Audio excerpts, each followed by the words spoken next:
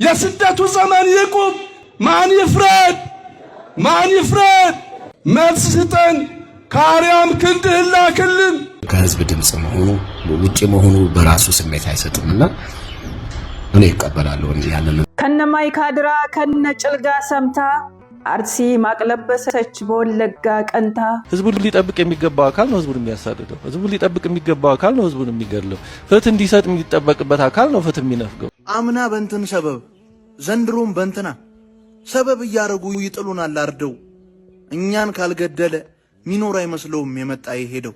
በተያያዘ ዜናም የቅድስት ሥላሴ ዩኒቨርሲቲ መምህር የሆኑት ቀሲስ ዶክተር መዝገቡ ካሳም ባለፉት ጊዜያት በእስር ላይ ያሉ ቢሆንም እስካሁን ድረስ እንዳልተፈቱ ለማወቅ ተችሏል። በምስራቅ አርሲ ዞን እየተፈጸመ ያለው ስልታዊ ጭፍጨፋ በይስሙላ መግለጫዎችና ድንኳን ውስጥ ተቀምጦ ከንፈር በመምጠጥ የሚታለፍ ክስተት አይደለም። የአርሲውን ጥቃት በተመለከተ የኢትዮጵያ የሰብአዊ መብቶች ኮሚሽን ያወጣው መግለጫ በብዙዎች ዘንድ ትችት ገጥሞታል። አነጋጋሪ ኮንሰርት በትርፍ ሳይሆን በበዛ ክስረት ተፈጽሟል። በዕለቱ ከ10 ተጠባቂ ድምፃውያን መካከል 8ቱ አልተገኙም። በቅድስት ሀገር ኢየሩሳሌም ቤተልሔም ታላቅ የሻማ ማብራትና የጸሎት መርሃ ግብር ተካሄደ። የወላይታ ሀገረ ስብከት ስራ አስኪያጅ መላከ ሰላም ቀሲስ ቦኪቻ ኢንጋ በግንባር ቀደምነት የመሩት ጸሎት ልብን የሚነካ ነው የተባለ ነው። በግንቦት ወር ስብሰባው ቅዱስ ሲኖዶስ ለጾመ ሐዋርያት ጸሎትና ምህላ ያወጀ ቢሆንም ከአንዳንድ አድባራት በስተቀር ምንም እንቅስቃሴ አለመኖሩ ብዙዎችን እያሳሰበ ነው። ወደ ዝርዝሩ በግንቦት ወር ስብሰባው ቅዱስ ሲኖዶስ ለጾመ ሐዋርያት ጸሎትና ምህላ ያወጀ ቢሆንም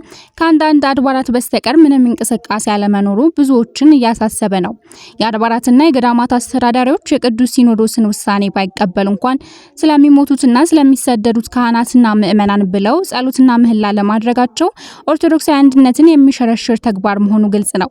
ከዚህ በፊት እንደ ሀገር ችግር ሲገጥም የንግስ ዕለት ሳይቀር ምህላ ይኖር ነበር። በገጠርም ህፃናትና አዳጊዎችን ከፊት አስቀድሞ ስለነዚህ ንጹሃን ብለ ይቅር በለን ይባል ነበር። አሁን እየታየ ያለው ዝምታ ግን እጅግ አሳሳቢ ነው። ይህ ጉዳይ አስተዳደራዊ መፋዘዝ ወይስ የምን አገባኝ? የወላይታ ሀገረ ስብከት ስራ አስኪያጅ መላከ ሰላም ቀሲስ ቦኪቻ ኢንጋ በግንባር ቀደምነት የመሩት ጸሎት ልብን የሚነካ ነው የተባለ ነው። በሁሉም ሀገረ ስብከትና አገልጋዮች ዘንድም መካሄድ ቢችል የወገኖቻችንን ችግር የእኛም ችግር ሆኖ መፍትሄው ቅርብ በሆነና ለቀጣዩም ትውልድም ኦርቶዶክሳዊ አንድነቱ ከስብከት በዘለለ ተግባራዊ ይሆናል። ሲንዶ አንድ እንንበርከክ ግድል ተንበርከክ ውስጥ ወደ ስላሴ ሁላችንም እንንበርከክ ሁላችን ሁለት እጃችን አንስተን እንንበርከክ። እግዚአብሔር ይፈርዳል። በቅርብ ቀን እግዚአብሔር ፍርዱን ያመጣል። ሁላችን ወደዛ እንንበርከክ። ይኸው ሁላችን ወደ ስላሴ እንንበርከክ። ስላሴ መልሱን እንዲሰጥ እጃችን አንስተን እንንበርከክ። አጋዕዝተ ዓለም ስላሴ አባታችን መልስ ስጠን። ከአርያም ክንድህን ላክልን፣ ፍርድህን ላክልን። ወገኖቻችን አለቁ፣ ደቀቁ፣ ታረዱ፣ ደማቸው ፈሰሰ። ቤተ ክርስቲያን ተሰደደች፣ ተቃጠለች። የስደቱ ዘመን ይቁም፣ ደም መፍሰስ ይቁም። ማን ይፍረድ? ማን ይፍረድ? ማን ይፍረድ? ማን ይፍረድ? ይሄ አምላክ ይፍረድ። አመስግኑትና ይፍረድ ይሄ አምላክ።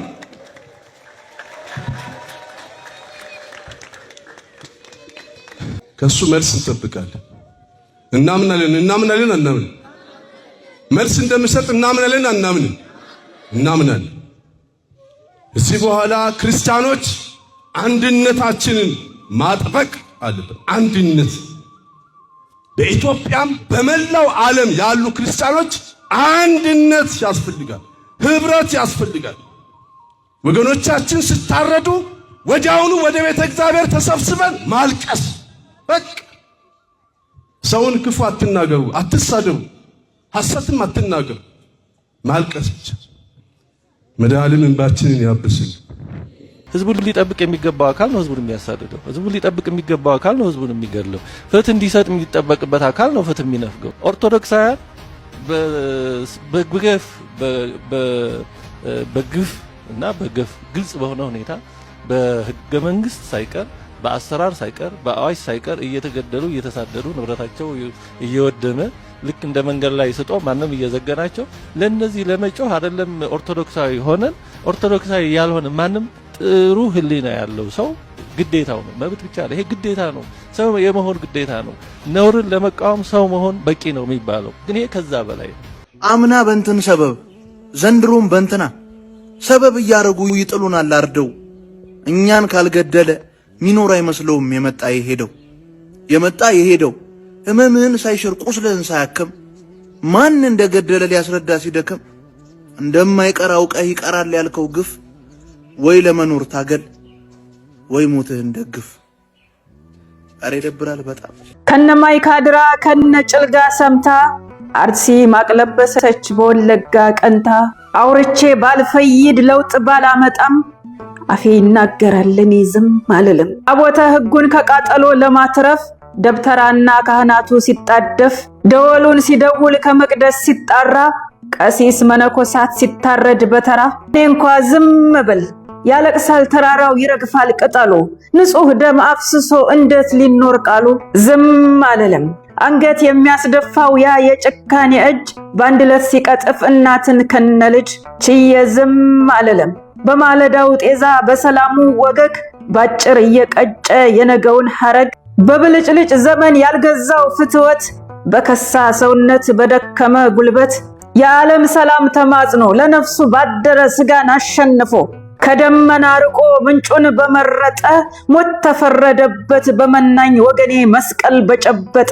አዋ ያስችለኝም እኔ ዝም አልልም እምነቱ ከእምነቴ ባይገጥምም ችዬ ባላወጋ ቋንቋው ባይገባኝም ቢለያይም መንገዳችን መልክና ቀለማችን አንድ አምሳል ያስተሳሰረን አዳም መነሻው ሐዋ ነው ስሜ አይለያይም ደሙ ከደሜ መሻገሪያ ድልድይ ከሌላውን ማለፊያ ሰው መሆናችን ነው ከእንስሳት መለያ። ካፈሩ ቀምሞ ላፈሩ ያበጀን የመቃብር ክርፋት ስማችን አስከሬን ልባችን ታውሮ አይናችን ተጋርዷል ከሰው ሰው ሳይመርጥ ነፍስን የሚነጥል ቀጠሮ የማያቅ እንግዳ ረስተናል። ዝም አልልም ላምባገነን ጆሮ ጮኸቴ ባይደርስም ይብቃ የእናት ለቅሶ ይብቃ የሰው ልቂት ተነሱ እንነሳ እንውጣ በህብረት እኛው ለራሳችን ዘብ እንቁምለት። ተነሱ እንነሳ እንውጣ በህብረት እኛው ለራሳችን ዘብ እንቁምለት። አሰላሙ አለይኩም ወራህመቱላሂ ወበረካቱ። ሰላም ውድና የተከበራችሁ የሀገሬ ልጆች ሰላም ባይኖርም ሰላምታውን ላቅርብላችሁ። እጅግ በጣም አሳዛኝና አሰቃቂ በሆነ መልኩ በአርሲ ዛሬም ክርስቲያን ወገኖቻችን በገፍ ተጨፍጭፈዋል። ለወዳጅ ዘመዶቻቸው ለመላው የክርስትና እምነት ተከታዮችና በዚህ ሁነት ደግሞ ልባችሁ ለደማ አምሯችሁ ለታወከ እጅግ በጣም በሐዘን ለተሰበራችሁ ወገኖቼ መጽናናትን እመኛለሁ። ሟች ወገኖቻችንም ነፍሳቸው ትረፍ። ሰላም ጤና ይስጥልኝ። እንዴት ናችሁ?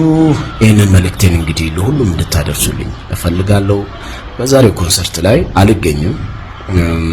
ሁለት ነገሮች ናቸው እንግዲህ እንድንገኝ ፈልጌ የነበረው። የመጀመሪያው ላይ እስካሁን ስንሰራበት የነበረው ያው ጀነሬት ከሚደረገው ኢንካም ላይ ለወገኖቻችን እንደርሳለን የሚለው ሐሳብ እንትን አድርጎ ነበር። ኦኬ በሙያችን ማገዝ የምንችል ከሆነ አይ ቲንክ ይሄ ጥሩ እንትን አለው ብዬ አስቤ ነበረ። ግን ደግሞ አይ ግዴን ለማዘን ላይ ነን ይሄኛው ይለፍና ከዛ በኋላ ያለውን ብናደርግ ይሻላል የሚለው ደግሞ አመዝኖብኛል። እኔም እንዳንድ ኢትዮጵያዊ ሐዘን ይገባኛል። አንደርስታንድ በዛ ውስጥ ነው ያደኩትኝና ግዴን ለማይኛው ይለፍ ሳሚ ማን የሚል መልእክቱ ብዙ ስለደረሰኝ ኦኬ እኔ ያንን እቀበላለሁ።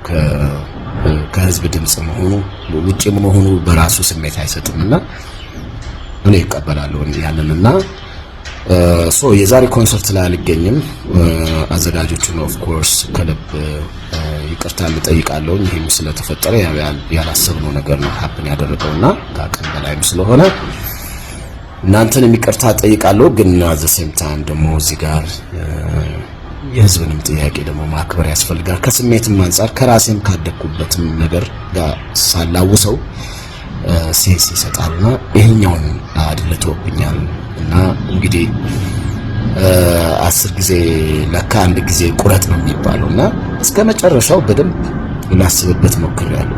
እኛ ኮምፈርት ዞን ላይ ሆነን ነው አሁን እንደዚህ ኮንሰርት ይቅር እንትን ምንለው እዛ ጋር ግን ደግሞ የተጎዱ ወገኖች አሉና ሙሉ ሐሳብ ትኩረቱ ወደዛ እንዲሆንና መፍትሄ እንዲመጣ ሀገራችንም ወደ ሰላም ወደ ፍቅር ወደ አንድነት የምትመለስበትን ነገር ደግሞ እዛ ላይ ኮንትሪቢዩት የምናደርግበት ነገር ላይ ፎከስ እንድናደርግ ነው የኔ ምኞት። አነጋጋሪ ኮንሰርት በትርፍ ሳይሆን በበዛ ክስረት ተፈጽሟል። በእለቱ ከ10 ተጠባቂ ድምጻን መካከል 8ቱ አልተገኙም። አዘጋጆች ከመንግስት ጫና በተጨማሪ ለውሳኔ በመዘግየታቸውና ኮንሰርቱን ወደ ሌላ ቀን የማሸጋገር እድላቸውን በማበላሸታቸው ዋጋ ከፍለዋል። ብዙ ወጪ አውጥተናል የሚሉት አዘጋጆቹ ስኬትና ትርፍን ሳያሳኩ መናቀርተዋል። ከህብረተሰቡ ጋር እልህ የተጋባውና ለገጽታ ግንባታ ተጨንቆ ኮንሰርቱን የተቆጣጠረው መንግስትም የታሰበውን ያህል ሙገሳ ሳያገኝ ከስሮ ጨርሷል።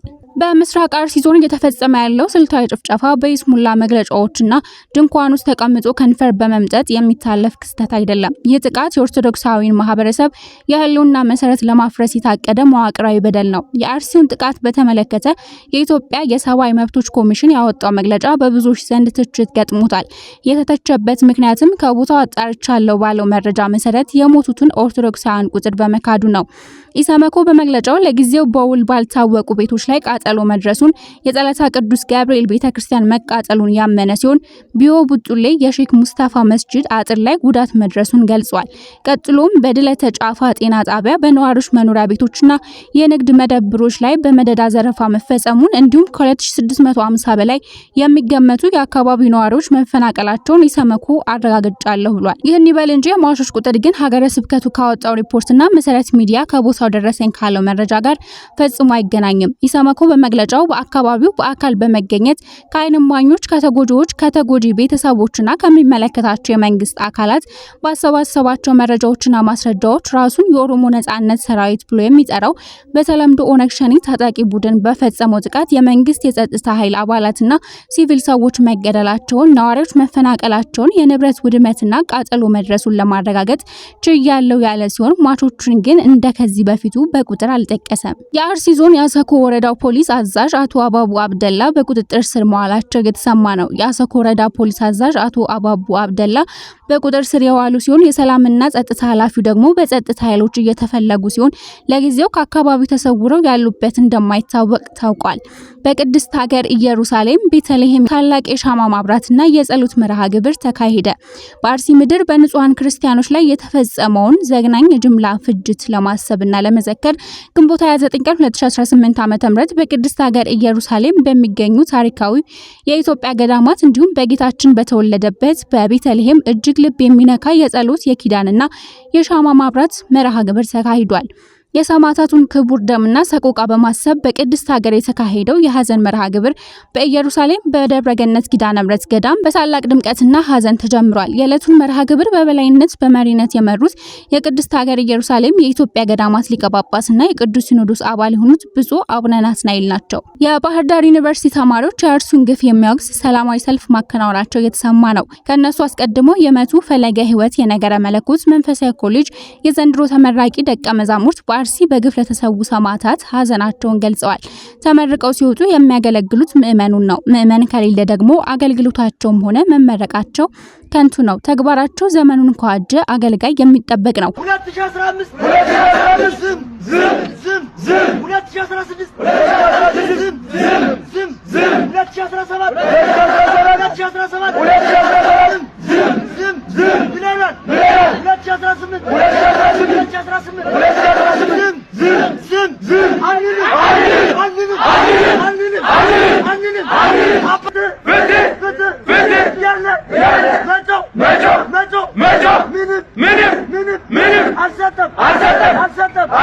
ወደ ሌላኛው መረጃችን ስናልፍ ስለ አርሲ ያለማቋረጥ ሲጮህ የነበረው የባህር ዳር ዩኒቨርሲቲ የኮሙኒኬሽን ዳይሬክተርና መምህር ግርማው አሸብር በባህር ዳር ከተማ በጸጥታ ኃይሎች ተወስዷል እየተባለ ነው። መምህሩ የተያዙበት ምክንያትና አሁን ያሉበት ሁኔታ እንደደረሰን የምናሳውቅ ይሆናል። በተያያዘ ዜናም የቅድስት ሥላሴ ዩኒቨርሲቲ መምህር የሆኑት ቀሲስ ዶክተር መዝገቡ ካሳም ባለፉት ጊዜያት በእስር ላይ ያሉ ቢሆንም እስካሁን ድረስ እንዳልተፈቱ ለማወቅ ተችሏል። ሌሎችም መረጃዎች እንዲደርሱት ሰብስክራይብ፣ ላይክ እና ሼር ያድርጉ።